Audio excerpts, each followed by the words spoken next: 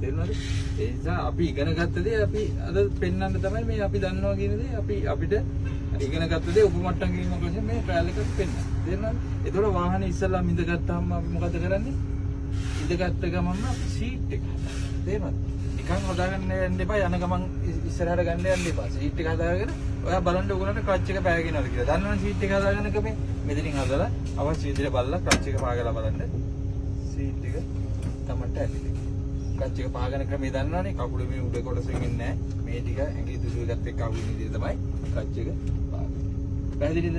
ඒතර ගියර් එකක් දාද්දි අත තද කරලා අල්ලන්න එපා.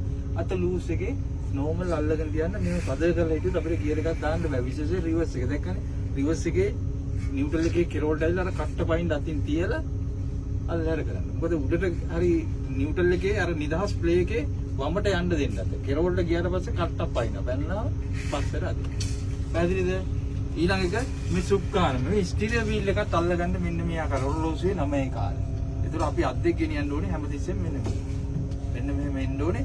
අත මෙහෙම ගන්න එපා. මේව තමයි මූලික දේවල් බලන්න. පැහැදිලිද? මේක තියෙන්න ඕනේ. ඊට අමතරව වාහනේ අපි දැන් අපි වාහනේ පිටත් වෙන්න යද්දි මොකද ඉස්සලා කරන්නේ? වාහනේ දැන් පාරන අවස්ථාවේ වාගේ කාර් එක බලන්න ඔයා නැග්ගියද්දි මොකද්ද ඔයා ඉස්සලාම කරන්නේ පුතේ? ගියර් එක මාරු කරනවා. කීර දාන්නේ පළවෙනි එකට. ඊට පස්සේ බ්‍රේක් එක පාගලා හෑම් බ්‍රේක්. අංක 1 ගියර් එක, අංක 2 හෑම් බ්‍රේක්. අංක 3 තමයි ලයිට් සිග්නල්. දාලා ඉවරලා දකුණු පැත්තේ කණ්ණාඩිය බලන්න. පාර පැහැදිලි නම් අපිට යන්න පුළුවන් නම් අපි ඇඟිලි ටික ලං කරලා අත මේ ආකාරයෙන් ගෙලින් බාහුව ගෙලින් මෙන්න මේ විදිහට දාන්න. තප්පර 3ක් වගේ තියලා 1 2 3 කියලා වගේ හිතින් මේවා කරලා අත ඇතුළට ගත්තට පස්සේ තමයි අපි වාහනේ පිටත් වෙන්නේ. අත එළිය දිහා යන්නේ නැහැ. අත ඇතුළට ගත්තා වාහනේ පිටත්. පිටත් කරලා ඔයා දෙවෙනි ගියර් එකට මාරු කරන ක්‍රමය දන්නවනේ. ක්ලච් එක බාගෙනනකොට ඇක්සලරේටර් උඩ දෙවෙනි එකට දාන්න. දෙක තුන අපි ගියර් මාරු කරලා යනකොට ඔයාලා නවත්ත ගන්න කිව්වොත් මොකද ඉස්සෙල්ලාම අපි කරන්නේ? ලයිට් සිග්නල් දාන්න. පැහැදිලිද? මොකද කරන්නේ? Light signal. ඊළඟට අත එළියට දාලා හෑන්ඩ් සිග්නල් එක දාන්න. මේක ඉහළ පහළ කරන්න අත 3 පාරක්. ඒ කරලා ඔයා අපි නවත්තන්න සුදුසු තැනක් බලන්න. මොන වගේ තැන්වලද අපි නවත්තන්නේ නැත්තේ? පදිකයන් මාරු වෙන තැනක නවත්තන්න බෑ. එතකොට අතුරු පාරක් වැහෙන්න නවත්තන්න බෑ. ගේට්ටුවක් වැහෙන්න නවත්තන්න බෑ. බස් හෝල්ට් එකක් ළඟ බස් හෝල්ට් එක පහුවෙලා මීටර 25කට එහාට ඉන්නලා තමයි නවත්තන්නේ. පැහැදිලිද? මෙහා පැත්තෙන් නතර වෙන්නත් බෑ. බස් හෝල්ට් එකට කලින් නවත්තන්නත් බෑ. කඩයක් වැහෙන්න නතර වෙන්න එපා. පැහැදිලිද? ඊට අමතරව මාර්ගයේ තනි සුදු ඉර තියෙනවා. ඒ සුදු ඉරේ මේ පැත්තේ අපිට නවත්තන්න පුළුවන්ද? බෑ.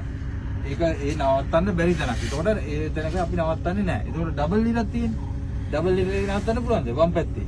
බෑ. එහෙනම් එහෙම නවත්තන්න එපා. මේ මාර්ගයේ සීමාව දක්වන කහ ඉරක් තියෙනවා ඉන්නද? දැන් මේ සුදු ඉරේ සීමාවනේ තියෙන්නේ.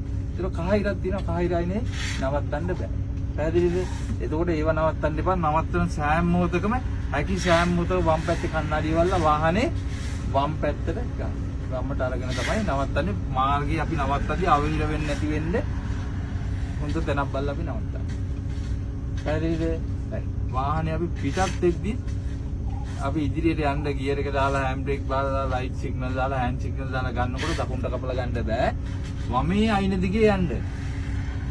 මීටර 10ක් විතර වමෙන් ගිහිලා තමයි අපි පාරට ගන්න. පැහැදිලිද? වමේ අයින දිගේ ගිහිලා කණ්ණාඩිය බල බලා ටික ටික ගන්න. එකපාර පාරට ගන්න යන්නේ. තේරුණාද? රයිට්. ওই දේවල් ටික හොඳට මතක